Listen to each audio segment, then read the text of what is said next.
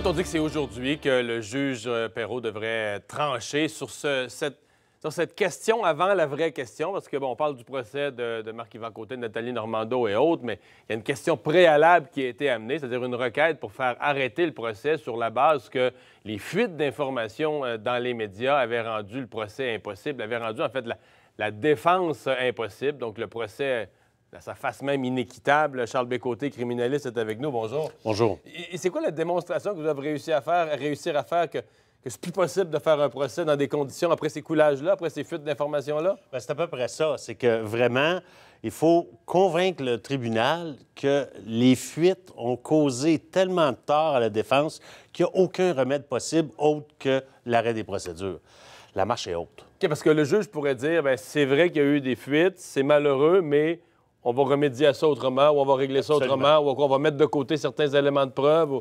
C'est ça. Mais on n'arrête pas le procès. Exact. C'est une des options du juge. C'est une des options qui lui est offerte et c'est probablement ce que le ministère public, que je n'ai pas suivi, mais c'est probablement ce que le ministère public a offert comme position.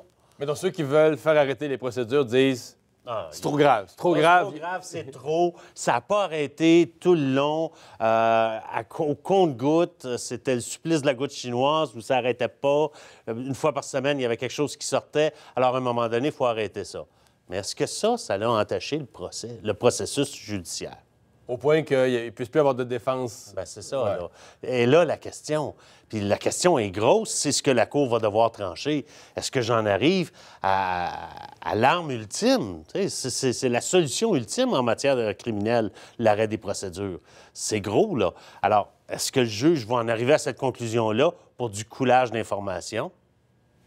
Est-ce qu'il y a des précédents ou des coulages d'informations? Moi, il n'y a rien qui me vient à l'esprit pour l'instant. De ce genre-là, parce que c'est gros.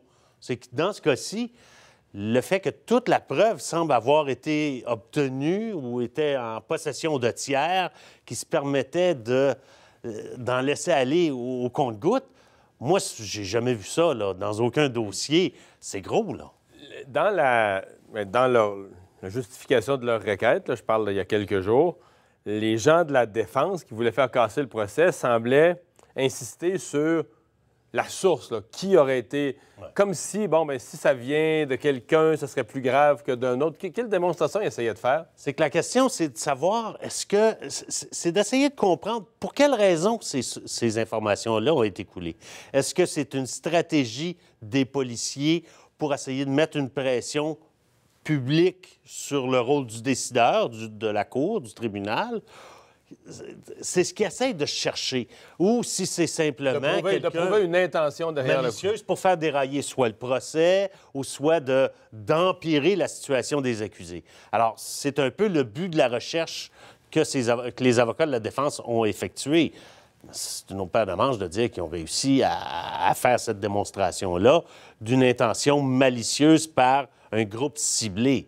Mais effectivement, on pourrait se questionner si l'information provenait de l'UPAC pour délibérément torpiller la poursuite et la défense dans ce dossier-là. Alors là, on peut effectivement, le tribunal pourrait en venir à la conclusion que, écoutez, je ne peux plus faire confiance à la preuve qui a été colligée par ceux qui l'éventrent dans la sphère publique, alors que la preuve doit être faite devant les tribunaux. Elle doit être testée devant les tribunaux. Advenant que le juge Perrault décide, un peu l'hypothèse que vous mentionniez tantôt, là, que oui, il va falloir être prudent. S'il y a des éléments de preuve qui ont coulé, je vais en tenir compte, je vais gérer ça d'une façon particulière, mais non, je n'arrête pas les procédures. À ce moment-là, on revient au calendrier de ce qui était prévu. Je pense procès au printemps. Absolument. On revient au calendrier initial. C'est ça. Les dates sont déjà fixées. Ça, on est à l'étape des requêtes préliminaires. Alors, les dates du procès sont déjà fixées. Le processus va suivre son cours. Effectivement. Les éléments de preuve... par exemple, un élément de preuve qui aurait été coulé, là. Tout le monde l'a lu dans le journal, et tout ça. Est-ce qu'il est admissible encore? Est-ce que, dans le fond, ça fait encore partie de la preuve? Parce que, tu sais, à la limite, pour le commun des mortels, on regarde ça, puis on dit ce sont des faits. Là, si quelqu'un a commis un geste répréhensible, si quelqu'un a fait quelque chose de réellement malhonnête, puis c'est un fait avéré, est-ce que le fait que ça a été coulé, on pourrait dire on peut plus l'utiliser en preuve en cours? Non, ça peut être encore être utilisé.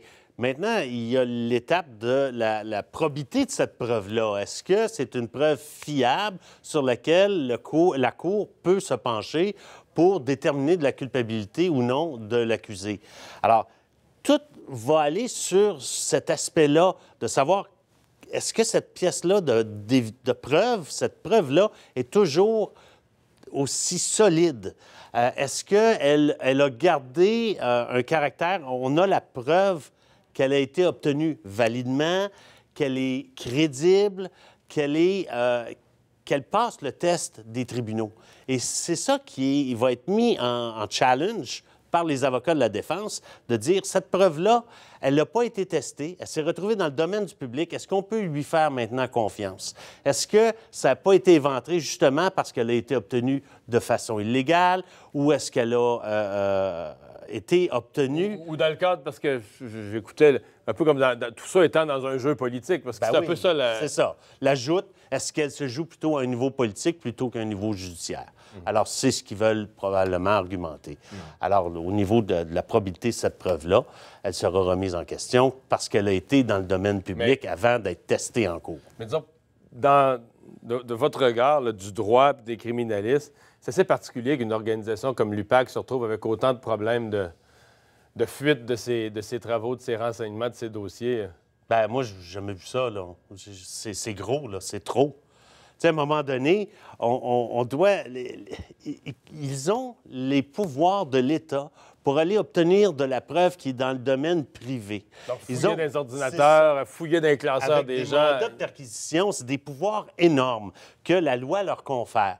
Mais ils doivent avoir également un devoir de conserver cette preuve-là intacte, inaltérée, pour la présenter devant les tribunaux. Puis ça va aussi dans le cas où quelqu'un, finalement, après vérification de ce qu'il y avait dans les classeurs, quelqu'un ne sera jamais accusé. Oui. Ou une entreprise ne sera jamais accusée. Après avoir fouillé dans ses classeurs, on dit « Ah, bien, c'est pas ce qu'on pense. » Ça non plus, ça devrait pas... En fait, ces gens-là... Jamais ça devrait se retrouver dans le domaine public. Puis c'est ça le problème, c'est que là, admettons là qu'on a une preuve. Le DPCP décide, non, moi, je n'autorise pas parce que, moralement, je ne suis pas convaincu d'être capable d'obtenir une condamnation dans ce dossier-là. Est-ce que c'est correct de dire qu'un policier dise, bien, moi, là, j'aurais voulu que ce soit un juge qui décide, qui prenne cette décision-là, alors je vais éventer cette preuve-là. Envoyer ça dans le journal. Dans le journal. Puis là, le public va mettre tellement de pression que le DPCP va revisiter sa décision, puis on va aller devant les tribunaux. Est-ce que ça, c'est correct? C'est pas supposé être comme ça que la justice fonctionne. Ben non, absolument pas. Merci. Et ça se sent comme ça présentement. Ouais. Merci d'avoir été là. Ça me Au fait revoir. plaisir.